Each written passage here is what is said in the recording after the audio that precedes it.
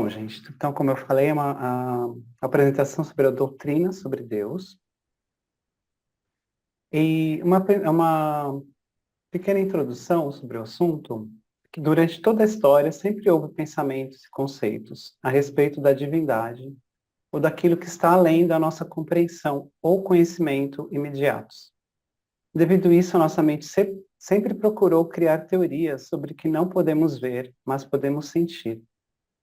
O crescimento de algum tipo de fé nas pessoas levou à união das crenças em comum, crenças que se misturavam com as leis e os costumes e impulsionaram a humanidade a algum tipo de progresso mental. Essa evolução tem o intuito de expandir a consciência cósmica e direcionar a vontade das pessoas em direção àquilo que é espiritual, ou seja, a beleza, a bondade e verdade. A origem dos conceitos morais e da bondade final podemos chamar de Deus, sendo esse também nosso destino cósmico. O estudo desse destino e origem cósmicas é chamado de teologia, de theos, Deus, e logos, estudo, pensamento ou discurso. E o ensino desses estudos é chamado de doutrina. E, ao longo da história da filosofia, os conceitos sobre os deuses, divindades e próprio Deus foram tidos, no geral, em 4 grupos. A relação de Deus com o mundo, como sendo causa dele, a relação de Deus com a ordem moral como sendo o bem maior, a relação de Deus consigo mesmo, gerando outros deuses, e a relação de Deus com os homens, como conhecer a Deus. E na concepção de alguns filósofos, eram essas as pensamentos dele. Para Platão, Deus é o artífice do mundo. Para Aristóteles, Deus é o primeiro motor imóvel. Para Plotino, o mundo é uma emanação de Deus, inexprimível. Para Santo Agostinho, Deus é eterno e imutável, está fora do tempo. Para Kant, Deus é a garantia da ordem moral, o sumo bem. Para Tomás de Aquino, Deus e a divindade são um só existe um Deus. Para Hegel, Deus se revela na realidade natural e histórica. E para o livro de Urântia, Deus é uma palavra símbolo que designa todas as personalizações da deidade. E é sobre essa última definição que é a palestra de hoje. Como essa palavra símbolo designa essas personalizações? Né? O que é essa palavra símbolo? O que é esse símbolo que o livro de Urântia ensina? Só rapidamente, o que é doutrina? A palavra doutrina tem origem no latim doctrina, que significa ensino, instrução, ciência, erudição, princípio. E doutrina pode ser definida como uma codificação de crenças, um corpo de ensinamento ou instruções, princípios ensinados ou posições, a essência dos ensinamentos em um determinado ramo de conhecimento ou um sistema de crenças. Então, qual seria esse sistema de crenças, né? Primeiramente, o livro de Urântia trata Deus como primeira fonte e centro. Então, o Deus da primeira fonte centro é primal, infinito e eterno, sendo limitado apenas por sua vontade. Sendo Deus a primeira fonte centro, é primordial em relação à realidade total, inqualificavelmente. A primeira fonte centro é infinita, bem como eterna, e, portanto, é limitada ou condicionada apenas pela sua volição. O Pai Universal é a personalidade infinita da primeira fonte centro. Então, Deus, o Pai Universal, é a personalidade da primeira fonte centro. E, como tal, mantém relações pessoais de controle infinito sobre todas as fontes e centros coordenados e subordinados. Tal controle é pessoal e infinito em potencial, ainda que possa nunca funcionar assim de fato, devido à perfeição da função dessas fontes, centros e personalidades coordenadas e subordinadas. Então, o que ele está falando aqui? Que Deus, como primeira fonte centro, o Pai Universal é a personalidade dessa primeira fonte centro. tá? Porque é uma personalidade para a gente poder se relacionar com ela. O Deus da primeira fonte, centro, exerce um supercontrole cósmico por meio da gravidade absoluta do paraíso. Como controladora física no universo dos universos materiais, a primeira fonte, centro, funciona nos moldes originais da ilha eterna do paraíso, e por meio desse centro absoluto de gravidade, o Deus eterno exerce o supercontrole cósmico do nível físico, igualmente do universo central em todo o universo dos universos.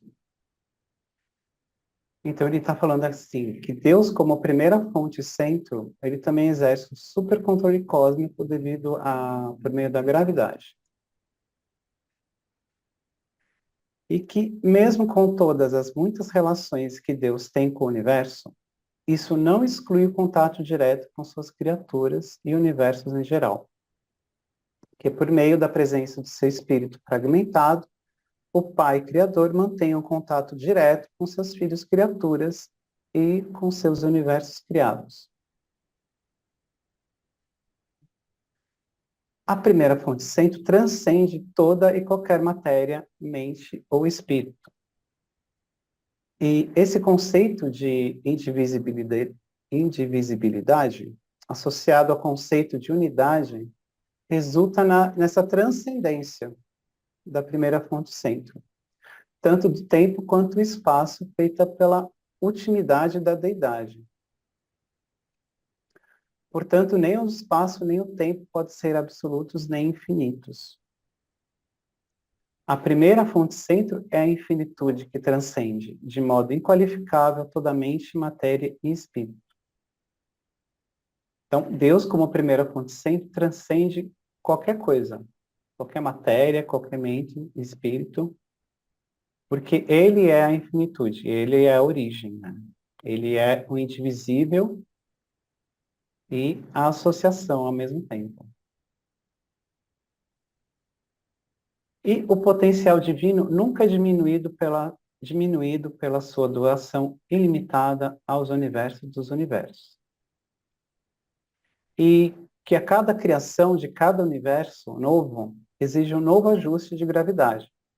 Mas ainda que a criação continuasse indefinidamente, eternamente, até a infinitude, de um tal modo que finalmente a criação material fosse existir sem limitações, ainda assim o poder de controle e coordenação que reside na Ilha do Paraíso estaria à altura e seria adequado ao domínio, ao controle e à coordenação de um universo assim infinito. Então Deus, como primeira fonte centro, novamente, ele pode doar ilimitadamente, porque ele nunca será diminuído, porque ele é a própria infinitude, né? Novamente. E as realidades finitas são derivadas da primeira fonte centro por meio de um livre-arbítrio autoexistente. Então aqui que ele fala que a possibilidade finita, ou seja, do finito, é inerente ao infinito, mas a transmutação da possibilidade em probabilidade e em inevitabilidade deve ser atribuído a um livre-arbítrio autoexistente da primeira fonte centro, ativando todas as associações de triunidade. Então a gente vai ver aqui que o infinito contém tudo, até o finito, mas para isso acontecer é necessária uma vontade. É necessário que tenha tido um livre-arbítrio que já existia por si próprio. E esse livre-arbítrio estava na primeira fonte centro.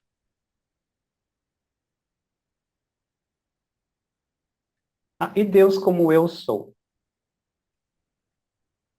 O eu sou alcançou a liberação da deidade dos entraves da infinitude inqualificada por meio da livre vontade, a qual produziu a primeira atenção divina absoluta.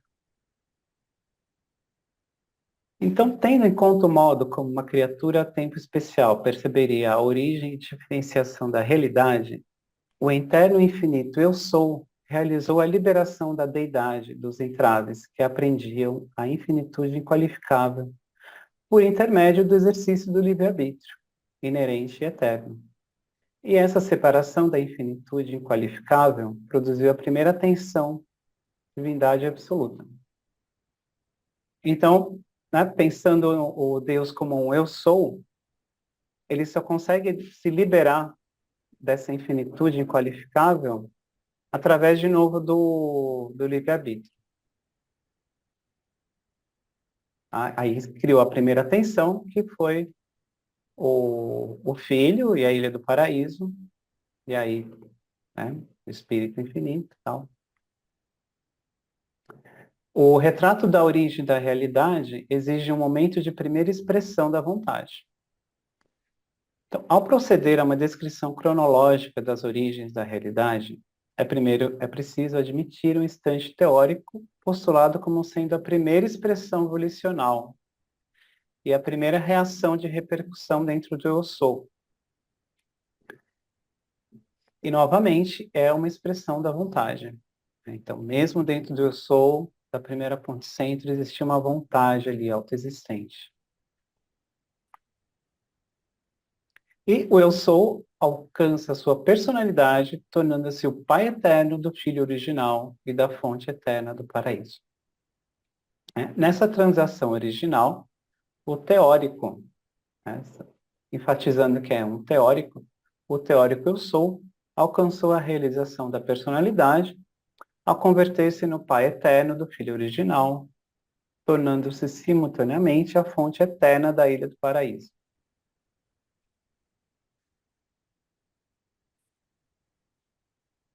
E o conceito de eu sou é uma concepção filosoficamente finita, tempo espacial dos humanos. Realmente, o conceito de eu sou é uma concepção filosófica, que fazemos a mente finita do homem, presa que é do tempo e acorrentada que é o espaço, dada a impossibilidade da criatura compreender as existências eternas, as realidades e relações sem começo nem fim. Então, quando a gente fala que o eu sou, ele teve um primeiro momento de vontade, é uma expressão teórica filosófica. Porque, na realidade, isso nunca aconteceu. Mas, para o entendimento, isso faz sentido. É assim que faria sentido, né?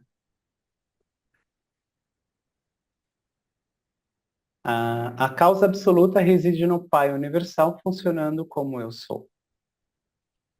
A causação primeira absoluta na infinitude é atribuída pelos filósofos do universo ao Pai universal, atuando como o infinito, o eterno e absoluto eu sou. Então, ao mesmo tempo que o eu sou, ele vai fazer essa tensão no absoluto e se tornar o Pai universal também atua como o infinito eterno no eu sou. Tá? Então, realmente é uma relação aí, como é que fala? De duas vias, né?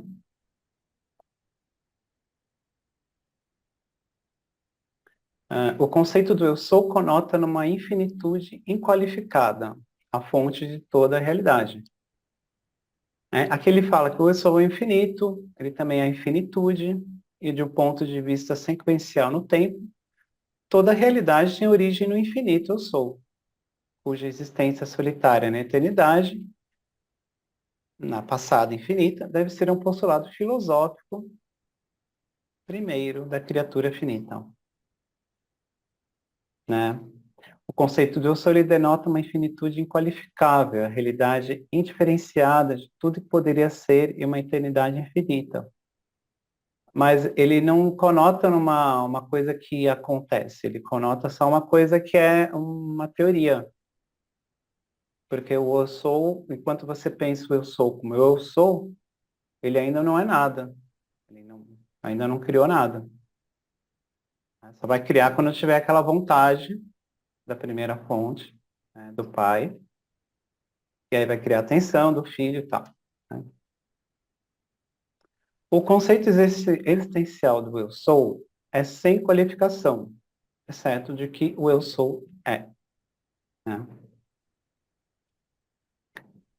Então, como conceito existencial, o eu sou não é nem deificado, nem não deificado, nem factual, nem potencial, nem pessoal, impessoal, estático, dinâmico, ele não é nada, ele só é somente isso. Nenhuma qualificação pode ser aplicada ao infinito.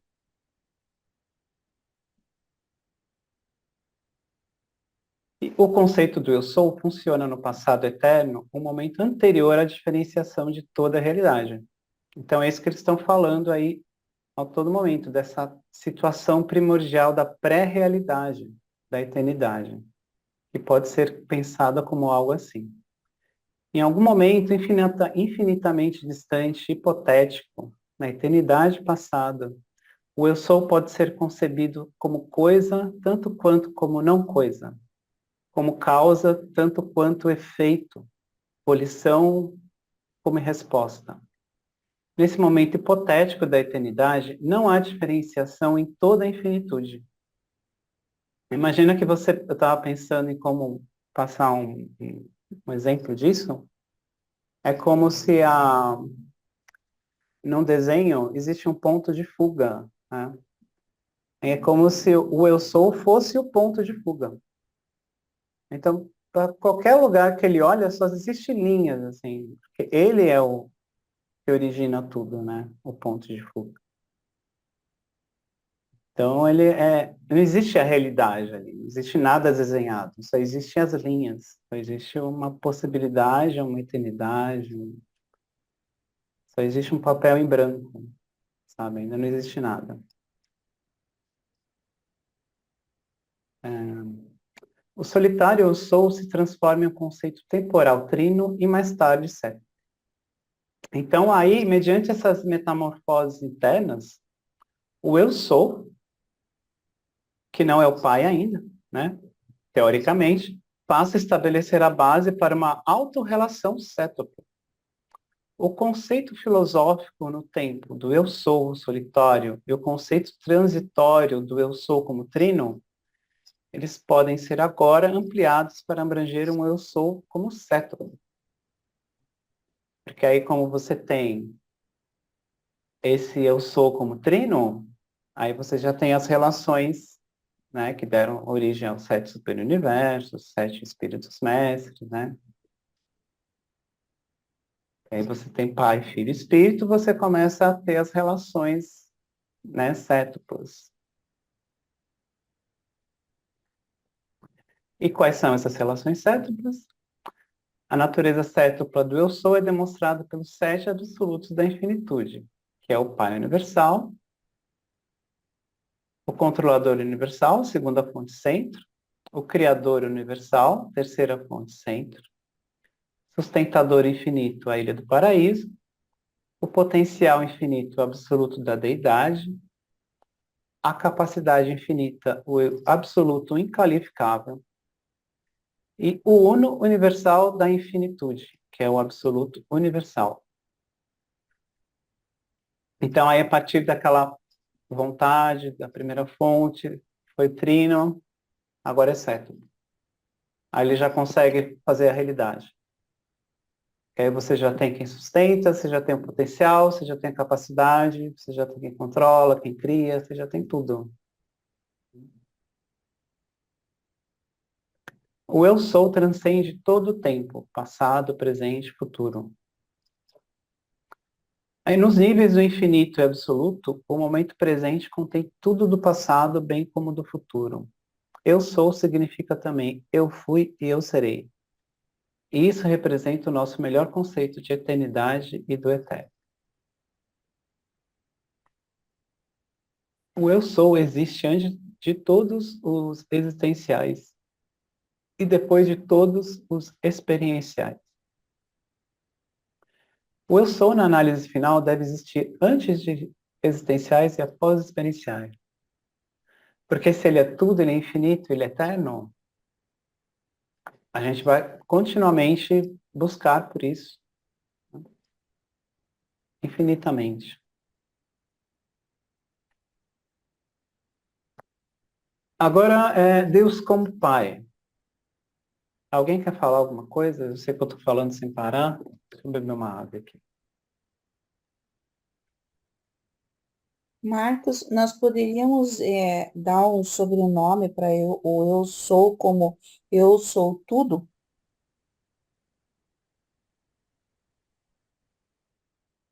Não sei. porque é o presente, o passado e o futuro, né? Tudo se encontra ali. É, Dá a impressão que tudo que existe e ao mesmo tempo você falou que no início que o eu sou também não tinha uma característica, né? Ele se não confunde tem. com o inqualificável? O eu O sou, ele é absoluto, inqualificável. né? Porque se ele é o inqualificável, ele não pode, então, ser uma personalidade, correto ou Não não? pode, correto. Aham, Mas ele existe uma vontade ali no eu sou. Realmente, a personalidade do eu sou é o Pai Universal. Você está certo, aham. mesmo. E nesse caso daí, o Pai Universal se confunde com o eu sou, ou não? Sim.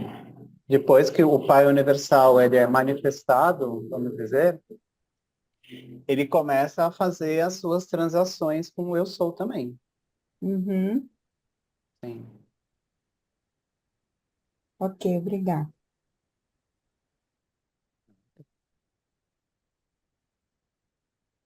Bom, Deus como Pai. Então, como o livro de Urântia define ou vê Deus como Pai? Deus como Pai, o Pai é universal, o Pai universal é criador, controlador e sustentador. Então, o Pai universal já vai ter essas três características assim inatas. Então, o Pai universal, o Deus de toda a criação, é a primeira fonte centro de todas as coisas e seres. Pense em Deus primeiro como criador, depois controlador e finalmente sustentador infinito, certo? Os atos de criação de Deus estão agregados à sua natureza e não são simplesmente funções ou atributos. A faculdade de criar dificilmente é um atributo de Deus, é mais algo que vem em consequência da sua natureza atuante. E essa função universal criadora manifesta-se eternamente condicionada e controlada que é por todos os atributos coordenados da realidade infinita e divina da primeira fonte sempre. Então, seja os atos de Deus quem forem, eles não são uma função de Deus, né? Um atributo. Eles são algo que é inato, que já nasceu com ele, né? Coisa que é da sua própria natureza. Na ciência, Deus é a primeira causa, na filosofia, uma realidade, e na religião, um pai amoroso. Então, vocês veem que na religião, ele ser um pai mostra uma coisa mais íntima, né? Porque como a religião é uma relação pessoal com Deus, e nós temos isso como um pai, é realmente uma coisa mais amorosa mesmo, né? Então, para a ciência, Deus é a primeira causa, para a religião, o Pai universal, pleno de amor, para a filosofia, o único ser que existe por si próprio, não dependendo de nenhum outro para existir. No entanto, magnanimamente, ele confere realidade de existência a todas as coisas e a todos os outros seres. Então, por que que ele confere realidade? Porque essa criação dele é inerente a ele. Não é uma coisa que funciona, né? Uma funcionalidade. Agora, Deus como espírito. Como que o livro de Urântia vê Deus como espírito? Deus é espírito, um espírito infinito pessoal, né? Então, a primeira coisa que a gente vê aqui, Deus como espírito, ele é pessoal. Ele é uma presença espiritual universal. o Pai universal é uma realidade espiritual infinita. Então, Deus como Espírito universal, Deus é a pessoa universal. Então, é como se fosse uma pessoa que estivesse em todo o universo. A realidade pessoal suprema da criação finita é Espírito. A realidade última do cosmo pessoal é Espírito absoluto. Então, o que nós podemos ver aqui? Que a realidade pessoal suprema da criação finita é Espírito. Ou seja, o que ele está falando aqui é de luz e vida. Porque a realidade pessoal suprema da criação finita é a realidade de luz e vida. Cada planeta é evolucionário. E a realidade última do cosmo pessoal é o Espírito absoluto, que é Deus o último. Dos universos exteriores, né, que vão ter os seres absolutos, tal. Então, você vê como Deus como Espírito universal é totalmente arraigado ao tempo e espaço. Né? Agora, Deus como mistério. Somente pela fé, o mistério infinito de Deus pode ser experienciado pela mente finita. Como assim, né? Como uma realidade na experiência espiritual humana, Deus não é um mistério. Quando, porém, para as mentes físicas da ordem material, é feita uma tentativa de tornar claras as realidades do mundo espiritual, surgem os mistérios. Mistérios tão sutis e profundos que apenas o entendimento pela fé nos mortais sabedores de Deus pode realizar o milagre filosófico do reconhecimento do infinito pelo finito, o discernimento do Deus eterno por parte dos mortais em evolução nos mundos materiais do tempo e espaço. Então, aí que tá. Quando a gente tenta entender, aí que fica difícil. Enquanto a gente não tenta entender, somente pela fé, a gente consegue experienciar. Mas quando a gente vai pôr a mente naquilo lá, surgem mistérios. Por exemplo, como é que é o mistério da gente ressuscitar nas mansões? Por exemplo, é um mistério para a gente, né? Quais são os detalhes? A gente não sabe, ninguém falou. Falou que existe, falou mais ou menos como funciona, mas falou, ó, mas tem uns detalhes aí que vocês não podem saber, porque, ou seja, ninguém sabe, sei lá. Mas fica um mistério, a gente quer saber e não sabe, não pode. Mas se a gente não pensa nisso, não tem mistério, né? Ah, a gente passa, pronto, fica a fé, né? Talvez seja isso que ele tá querendo dizer, né? Bom, Deus é invisível às criaturas materiais, porque seus olhos não podem enxergá-lo, mas a fé pode. Nenhum homem material pode contemplar Deus espírito e preservar sua existência mortal.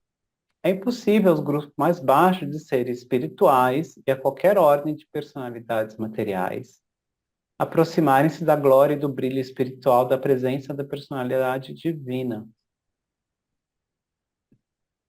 Então, o que ele está falando aí é que a gente é que não tem a capacidade de ver, né? Porque os nossos olhos é que não podem enxergar, mas a nossa fé pode. E o que que é a fé? A fé é a técnica, né, para acreditar aí no mundo espiritual, né? Aqui diz no final, não é necessário ver Deus com os olhos da carne para discerni-lo pela visão da fé, da mente espiritualizada. É isso mesmo. A cada criatura, Deus revela de si mesma apenas o quanto ela pode compreender, né? Então, aqui que ele está falando, para dar uma resumida, é que o Pai universal ele revela aquilo que a pessoa pode compreender. E tanto os seres espirituais também são assim. Eles também não podem compreender tudo. Então, Deus ele não tem preferência por pessoas espirituais ou materiais, mas ele revela só aquilo que a pessoa consegue saber aqui naquele momento.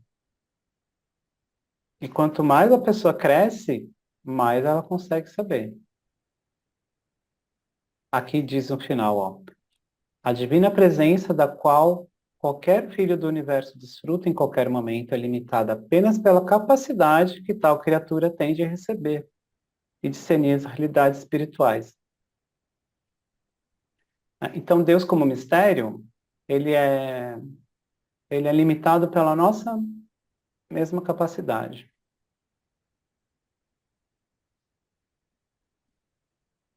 Agora, Deus como personalidade. Deus funciona em 3 níveis subinfinitos de personalidade, que são pré-pessoal, pessoal, suprapessoal. O pré-pessoal é na ministração dos fragmentos do Pai, dos ajustadores. O pessoal é na experiência evolucionária dos seres criados e procriados. E o suprapessoal são nas existências manifestadas de certos seres absolutos e semelhantes. Certo? Bom, vai explicar mais um pouquinho. Deus é um termo que sempre denota personalidade. O termo Deus sempre denota essa personalidade. Deidade pode referir-se ou não às personalidades da divindade. Então, sempre que falar Deus, está se referindo a alguma pessoa. Seja qualquer manifestação cétupla da primeira fonte sempre lá, que a gente viu.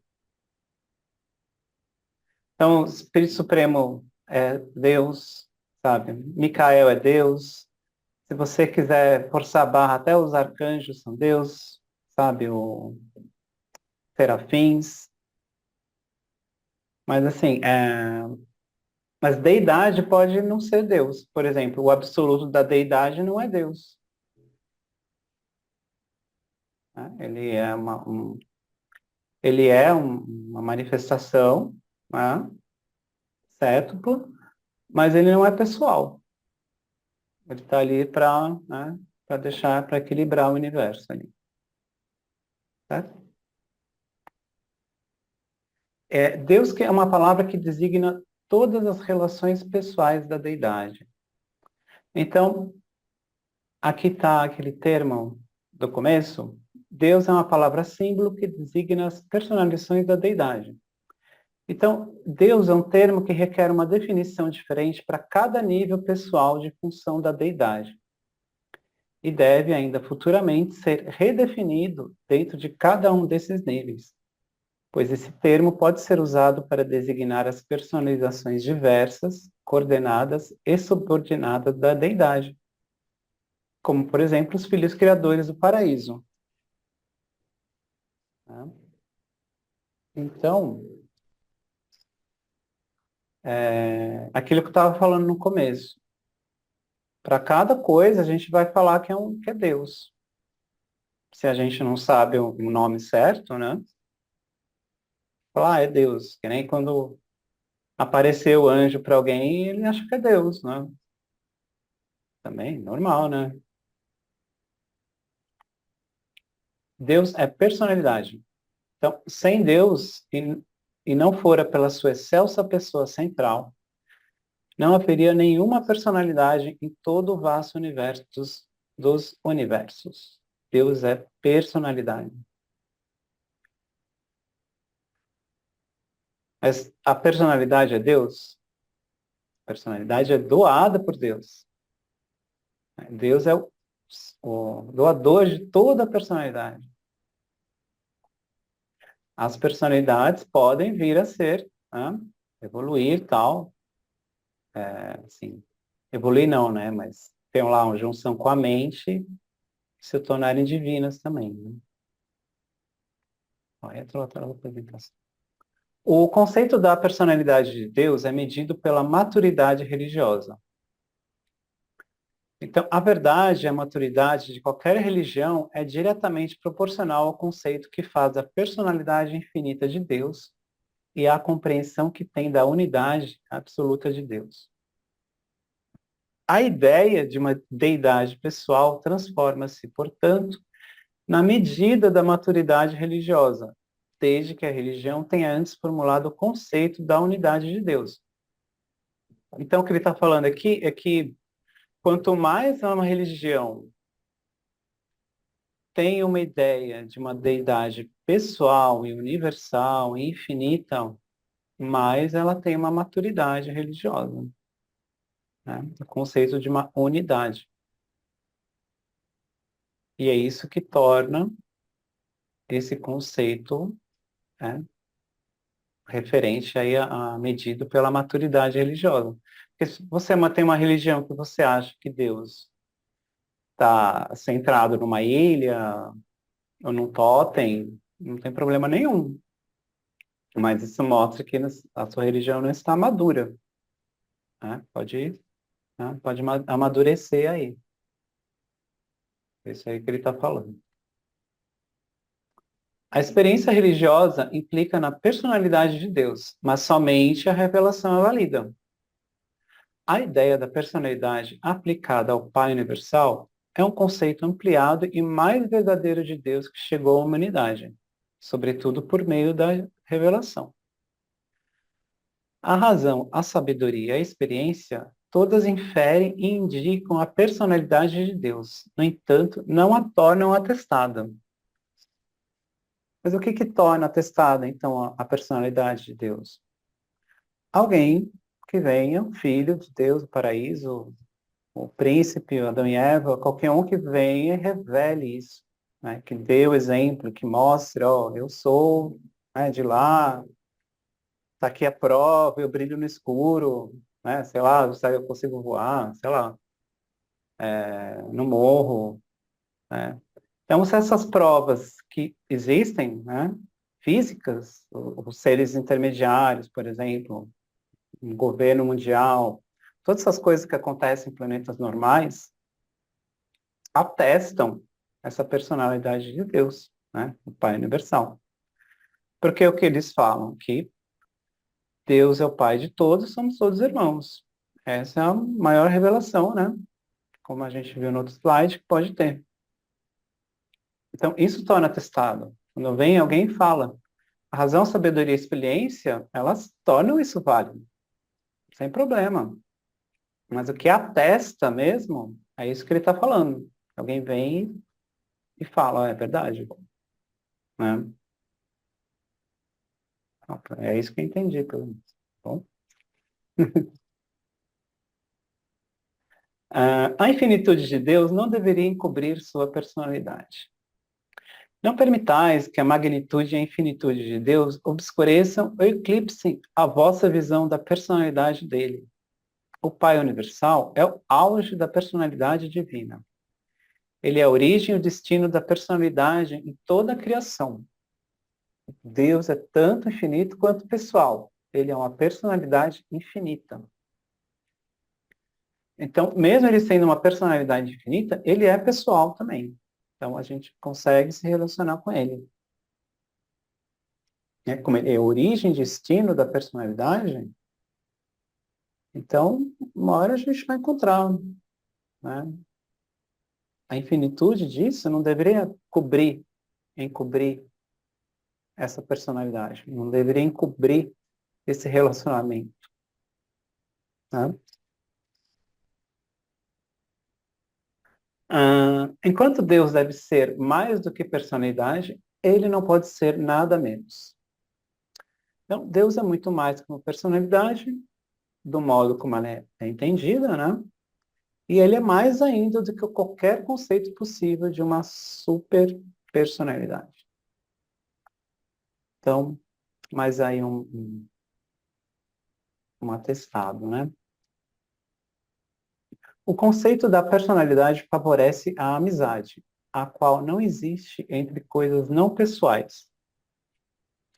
O conceito de personalidade, ele facilita a amizade, favorece a adoração inteligente, promove uma confiança arejada.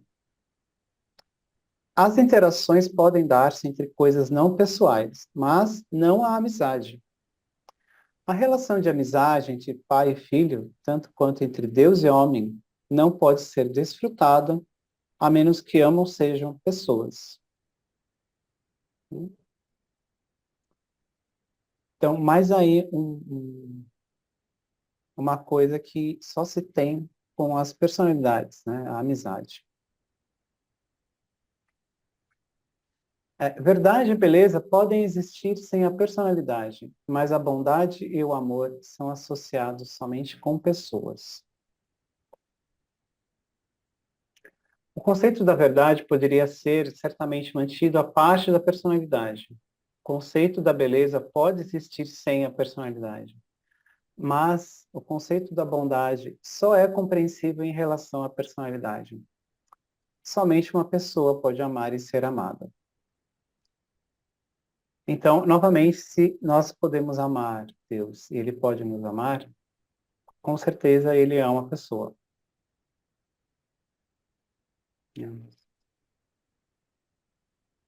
As ações de Deus são pessoais, consciente por vontade própria.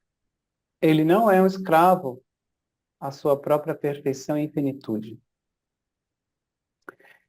E toda essa firmeza de conduta, essa uniformidade de ação são pessoal, consciente e altamente volitivas, pois grande Deus não é um escravo indefeso da sua própria perfeição e infinitude. Ele não é uma força automática autoatuante. Ele não é um poder servil limitado por leis. Ele não é uma equação matemática, nem uma fórmula química. Ele é uma personalidade primordial de livre-arbítrio. Então, qualquer coisa que exista e que ele faça e que ele doa porque ele quer. Então, a personalidade que a gente tem, a gente recebeu porque ele quis dar. Né? Então, é isso. Ele não é um escravo daquilo que ele é inerente. Ele tem uma vontade. É isso que ele está falando. Deus é uma pessoa perfeita que pode conhecer e ser conhecido, amar e ser amado. Tem mais aqui uma. Ai, como é que é? Tem mais uma frase aqui, né? Não obstante Deus ser um poder eterno, uma presença majestosa, um ideal transcendente, um espírito glorioso, embora ele seja tudo isso e infinitamente mais, ainda assim ele é verdadeiramente para sempre uma personalidade perfeita de Criador.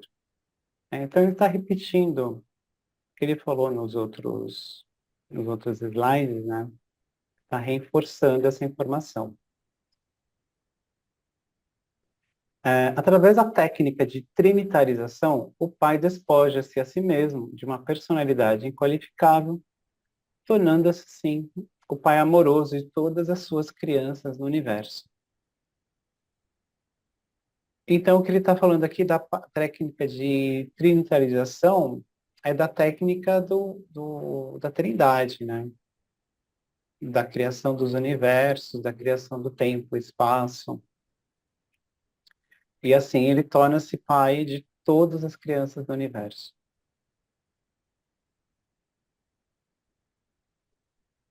Como é que está o tempo aí, Stella?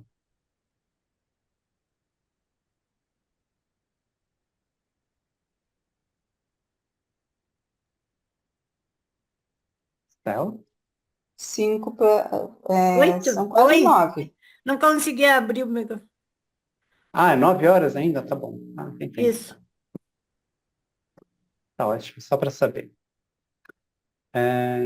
Alguém quer falar alguma coisa?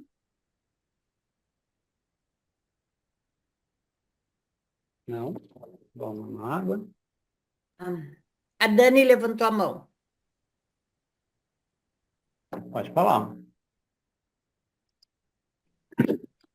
Sim, Marcos,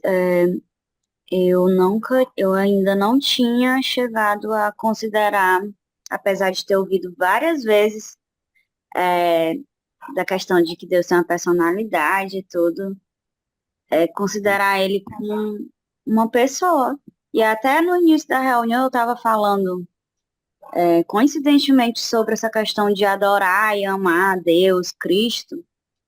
E aí pelo menos eu aqui, diante do que foi lido até agora, eu percebi que eu estava querendo, não estava vendo Deus como uma pessoa, entendeu? Foi por isso que eu falei, até comentei assim, gente, eu já tenho esse amor, mas eu não estava reconhecendo porque eu estava criando um conceito surreal. Agora, assim, vendo Deus como uma pessoa, tá facilitando agora, viu? Tá digerindo, tô entendendo.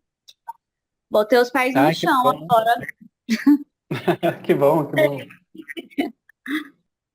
É, porque se não fosse uma pessoa, não daria para você conversar, né? Nem se relacionar. Seria como se você fosse falar com uma parede, né?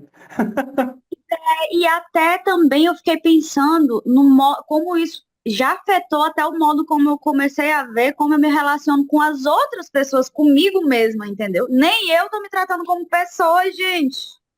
Gente, que absurdo. Mas é isso, gostei, gostei. Vamos mudar isso já. Fala assim, eu sou uma pessoa. Eu sei, estou viva. Muito bem, eu tomei minha água. Ninguém quer falar mais nada? Tá fechado. Eu, Lilian, eu com o microfone fechado de novo. Tá? A Lilian? então, sabe o que que eu lembrei? Eu Hum, lembrei de quando você falou assim, né, que quando a gente não pensa muito, a gente simplesmente acredita em Deus. E a gente é hum, criado assim, né? Nossos pais, olha, vamos na igreja, vamos orar e tal. Então lá você aprende, vai na catequese e tal, criação e Deus, Deus é o Espírito na catequese, pelo menos na Igreja Católica você aprende assim, né? E sempre tem aquelas imagens de Deus velhinho. Eu digo agora, a gente sabe, porque como ele é infinito, ele é muito velhinho para nós, né? Para nós. Então, quer dizer, para nosso para nossa compreensão, eles representam Deus como um velhinho, né? Como uma pessoa muito uhum, idosa, assim. Porque realmente, se você for pensar no nosso ponto de vista, Deus, há quantos trilhões de anos, né? Tudo aconteceu, tudo, tudo teve o seu começo, né? Então, para a gente entender mais ou menos, eu digo, bom, pelo menos tem alguma razão de ser aquelas imagens lá que a gente viu, que a gente vê, né? Ai, mas é assim, então a gente aprende e ao mesmo tempo, quem está na religião, ou frequentando uma igreja e tudo, ele entende esse Deus e tem esse relacionamento com Deus, procura ter, né? Principalmente através de Jesus, que é o nosso Pai ali, mas não entende como Pai, entende como Pai Deus, e Jesus, o Filho, daí a Trindade, para eles é diferente e tudo, mas tem essa noção, pelo menos, e, e tem aquela. Simplesmente vive a religião, não tenta entender muito, né? Porque mesmo os pais, não, é uma coisa que chega a um ponto que você não consegue entender. O livro de hoje também é assim, chega a um ponto que você não se sabe que ele diz a personalidade, Deus não é só uma personalidade como a gente pensa, ele é muito mais que isso. E realmente, né, para nós ainda é incompreensível, mas a gente se relaciona com essa criação. É muito legal. Mas como o livro de Urântia coloca, é muito mais, assim, chega um pouquinho mais, você tenta entender, porque chega um momento que você tenta entender, que acho que vocês todos tiveram o momento, eu existo, né? Credo, eu existo, eu estou aqui, o que que eu estou fazendo aqui? Chega um momento que você fala assim, né? Depois uhum. vem toda uma explicação aí. É isso aí. Eu existo. Eu estou aqui e vou para algum lugar, É, né? Muito bem, então vamos continuar. Não falta muito para acabar. Se não forem torturados.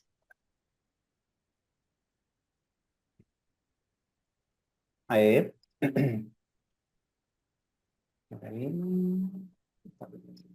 É, a natureza de Deus. Então, o que o livro de Urântia fala sobre a natureza de Deus? De todas as coisas que Deus pode ser, ele é muito mais um pai amoroso. Então vocês veem que o livro de Urântia ele sempre dá uma ênfase muito forte nesse conceito de pai, de pessoa, né, de intimidade, estar junto. Ele é transcendente, mas ele está aqui, né? Ah, a frase que tem aqui é a seguinte: Deus é uma realidade transcendente. Não é meramente um conceito tradicional que o homem tenha dos valores supremos. Deus não é uma focalização psicológica de significados espirituais. E nem é a criação mais nobre do homem. Na mente dos homens, Deus pode ser qualquer desses conceitos, e todos eles. No entanto, ele é mais. Né? Como a Lilian diz, ele é tudo e muito mais.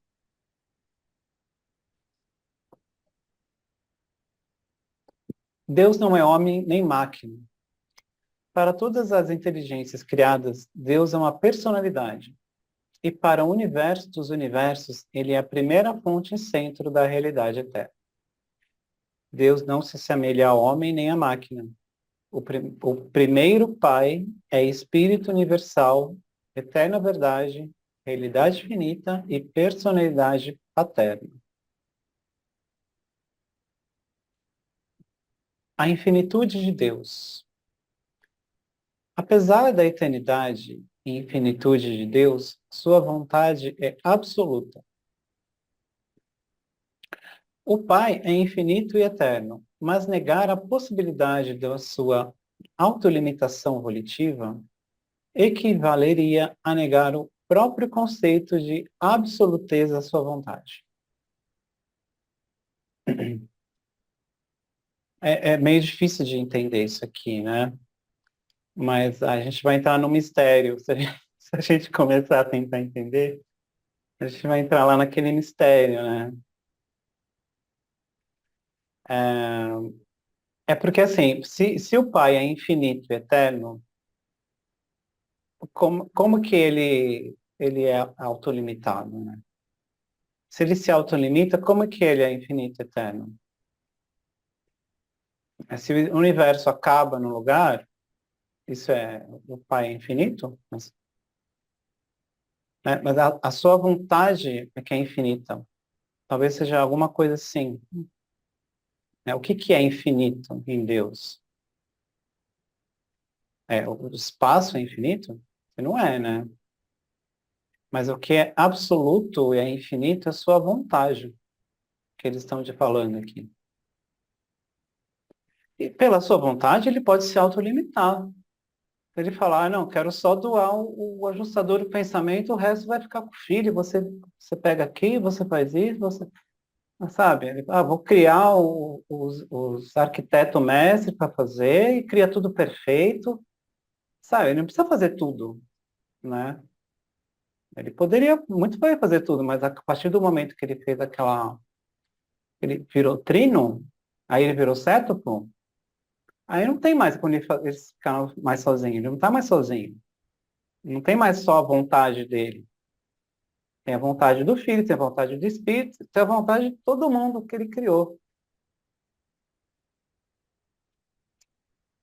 Certo? Então, ele pode se limitar.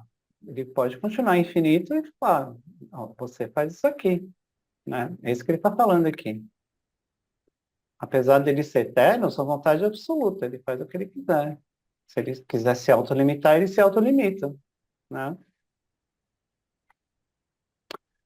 Sua doação irrestrita aos universos não diminui seu potencial de poder, sabedoria e amor.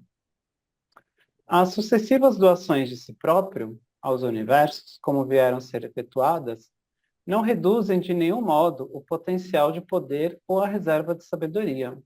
E essas e estes continuam residindo e repousando na personalidade central da deidade. Então, por mais que ele crie, por mais que ele doe a personalidade, doe os ajustadores e crie mais outros seres que não existem ainda, ele continua sendo, o poder dele não acaba. Não acaba nada. Tudo está repousando na sua personalidade central.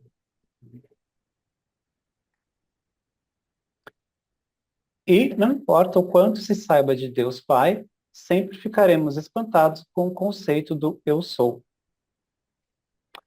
Não importa o quanto possais crescer na compreensão que tendes do Pai, a vossa mente estará sempre confusa com a infinitude revelada do Pai eu sou, cuja vastidão inexplorada permanecerá sempre insondável e incompreensível em todos os ciclos da eternidade. Não importa o quanto de Deus vós podeis alcançar, muito mais restará dele, ainda de cuja existência vós nem mesmo suspeitais. Então, por mais que agora a gente consiga fazer essa relação com o pessoal, com Deus, através do Pai, por mais que a gente consiga ir até o centro das coisas, e ter uma relação lá, tete a tete, essa vastidão do eu sou, que é aquele conceito que eu falei no começo, ela é insondável. Porque o eu sou, ele não existe, né, definição. Ele é inqualificável. E o Pai, eu sou, é uma coisa inexplorada, que vai ficar para sempre insondável. Por quê? Porque quanto mais a gente cresce, mais já cria a mente entender as coisas. Então, quanto mais você quer entender eu sou, mais você vai ficar no mistério. Porque tem muito mais coisas que a gente nem suspeita. Certo? Bom.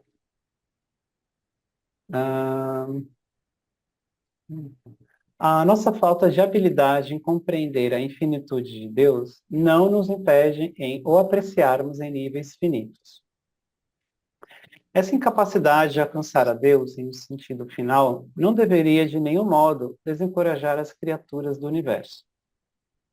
De fato, vós podeis atingir e alcançareis os níveis da deidade do sétuplo, supremo e do último. Isso significa para vós o que a realização infinita de Deus, o Pai, significa para o Filho Eterno e para o agente conjunto, no seu estado absoluto de existência na eternidade. Então, aqui que ele está falando que por mais que a gente realmente não vá atingir um sentido final, né, a gente vai atingir o sentido do certo, do supremo e do último. E que isso é a mesma coisa da trindade da trindade eterna do paraíso. É isso que ele está falando. Que isso, a nossa relação com o sétuplo, supremo e o último, é a mesma relação que o Filho e o Espírito têm com Deus. A gente vai ter essa relação num nível finito e transcendental, né? Que o último ele é transcendente. É isso que está falando aí.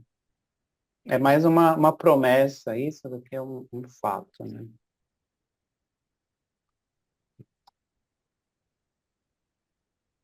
Tá acabando, tá? A justiça de Deus. O pecado voluntário e a iniquidade são automaticamente suicidas. Então, como é que Deus como justiça, né? O mal não diluído, o erro completo e o pecado voluntário e a iniquidade não mitigada são automaticamente suicidas. Tais atitudes de irrealidade cósmica podem sobreviver no universo apenas em razão da tolerância misericordiosa transitória que depende e aguarda a ação determinante nos mecanismos da justiça e equanimidade da parte dos tribunais, que busca encontrar o juízo da retidão no universo. Então, se você realmente for dessa forma, um pecado voluntário e uma coisa recorrente, como o universo ele é o contrário disso, você está indo para a irrealidade. Então, isso só tem um destino, né? O resultado final do pecador deliberado de coração é a aniquilação. Então, a sabedoria infinita é o árbitro eterno, que determina as proporções da justiça e da misericórdia, serem dispensadas em qualquer circunstância. A maior punição para o erro e rebelião deliberados contra o governo de Deus é a perda da existência como súdito individual do seu governo. Então, como todo o universo é o governo de Deus, se você perde essa existência individual, você não existe mais. Então, a Então, misericórdia de Deus não é infinita? a misericórdia é, mas a justiça não. A justiça, ela é determinante junto com a misericórdia. Como falou aqui antes, ó. Apenas tais atitudes de irrealidade cósmica podem sobreviver no universo apenas em razão da tolerância misericordiosa transitória, tá? Que depende e aguarda a ação determinante nos mecanismos da justiça e da equanimidade. Por quê? Porque eles querem encontrar a retidão no universo. Então, se você vai contra essa realidade, você vai encontrar você vai perder a sua existência, né? Porque você não quer existir. O governo do universo, ele é um governo de amor, de beleza, bondade, verdade. Você não quer isso? Onde você se encaixa? É isso que ele está falando. Se você determina isso para você mesmo, existe uma justiça aí. Por mais misericórdia que exista, ela é transitória. Entendeu? Entendi. Eu acho que acabou. É isso. Acabou, pessoal. Muito obrigado.